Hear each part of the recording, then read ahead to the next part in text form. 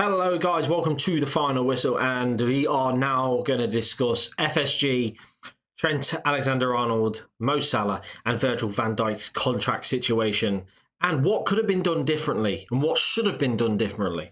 So we're going to start this morning with a headline from David Ornstein, as we know, a very respectable journalist, and finally a journalist that's actually come out and said something that's pretty truthful, which is actually useful for once. So this is what he said. Liverpool only have themselves to blame for letting it get this late, when he was talking about Trent's contract, but I also think he probably meant the other contracts as well. They should have dealt with it earlier. If they had a couple of years ago, I think he would have signed. Liverpool are still trying. So we're in the last day of December. We're in the last day of 2024, and still the three top players, the three biggest players at Liverpool Football Club, have no new deals. Salah, of course, said in the post-match conference, well, not conference, but interview, that they are very far away from that. Which, when you hear that from your top player, that should alert the fan base. Now, over on X, we posted our views and things like this. I've also looked at the point of other views, like other people, and it astonishes me that the amount of Liverpool fans are using but the approach has got us top of the league. The approach has got us top of the Champions League. Yes. Who is a big part of getting us top of the Champions League? Who is a big part of getting us top of the Premier League? Mohamed Salah. The man that's going to potentially walk for free next summer. Are you kidding me? Trent Alexander-Arnold, very creative, needed. And of course, Virgil van Dijk. Without Virgil van Dijk, who knows where the defence would be? The defence would still be good, but it wouldn't be as solid. They are massive factors in why Liverpool are where they are right now.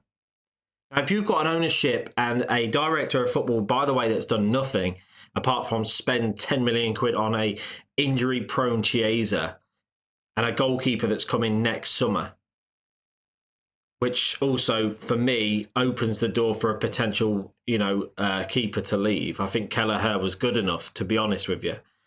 But, that's that. When you allow your top three players at any other club has their top three players. Manchester United, for instance, if they had Bruno Fernandes out and whoever else, because they're not got top players now. Let's use Arsenal, for instance. So if they had Odegaard, Declan Rice and Bukayo Saka all on the last year of their deal, and it got to the situation like Liverpool is now, their fan base would go absolutely crazy. Absolutely crazy.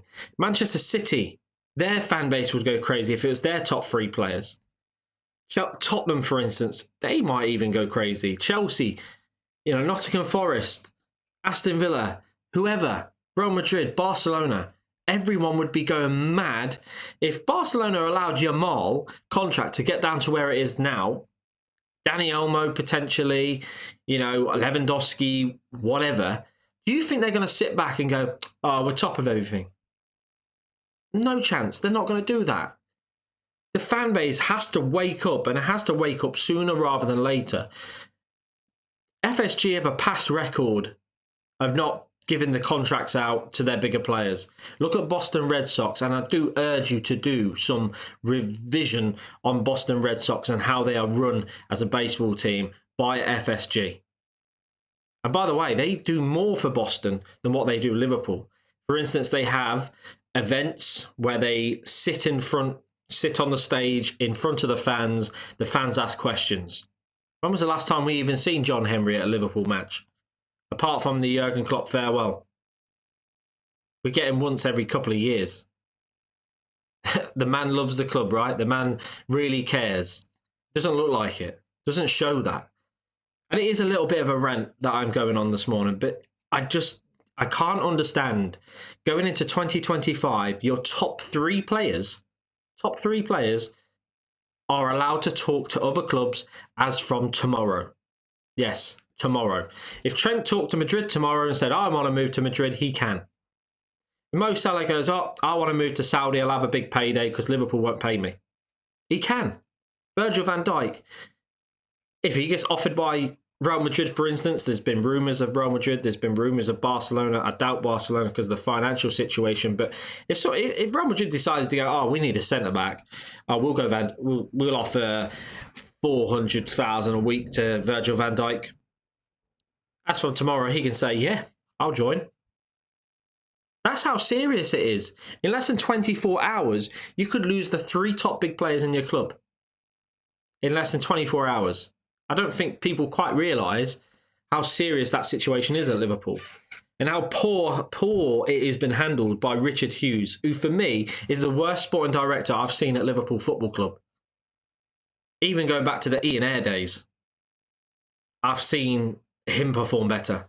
I actually think George Skadmak, I can't say his name, but George, when he was there, he made good signings. Zoboslai, he made a signing. He made Gravenberch. Who else did he make? McAllister. People like this. And they've all turned out to be 3 brilliant signings. Hughes, so far, has signed Shazer, who's had over 50% of the season injured so far. And we're only 50% through the season. So who knows? Who knows? And that, you know, for me, that is me done with that. You know, I said I won't mention FSG in 2025. No, I'm not even going to say it anymore. I'm going to call it ownership. And that's what I'm going to call everything. Anytime I go on about FSG, it's going to be ownership rather than FSG. That is my rant, guys. I'm just sick and tired of Liverpool being allowed to be put in these situations. We had an injury crisis in defence years ago, never got fixed. We had an injury crisis in midfield, never got fixed. We had a gap in the number 6 role, which Gravenberch, fair enough, has done very well in. You know, weren't really fixed, to be honest. It was an experiment. Luckily for Liverpool, the Gravenberch experiment went well. You know, and it's just one of them things. I do not understand why the fan base allows the club to be run like that. Yes, we are top of the Premier League. Yes, we are top of the Champions League, which is fantastic and phenomenal. And we've been performing exceptionally well. But we've just had a few injuries in defence. Gomez, for instance. We've now got to start Kwanzaa, who at first was being played brilliantly. And the last couple of months when he has played, hasn't played so well. We've got to rely on him for a little while until Konate's back. You know, but the reason we are top of the Premier League, I don't care what anybody says, the reason we're top of the Premier League and top of the Champions League comes down to them 3 players. Maybe not so much Trent, but defensively Van Dijk has been solid this season, and Mo Salah, I don't even need to explain why Mo Salah is so important to this football club.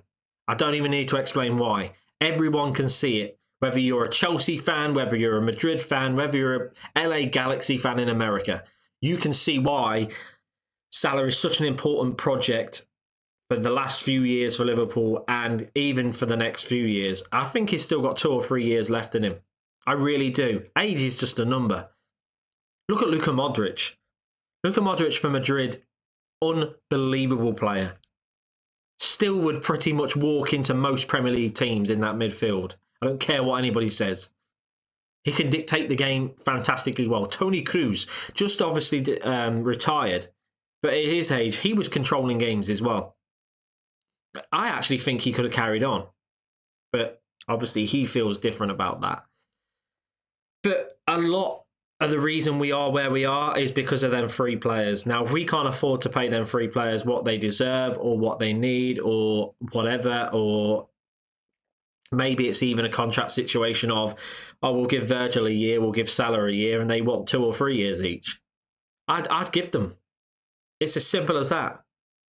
Virgil van Dijk statistically has got better every single year. Statistically, he's got better. Salah, statistically, is getting better. Everybody concentrate on the age.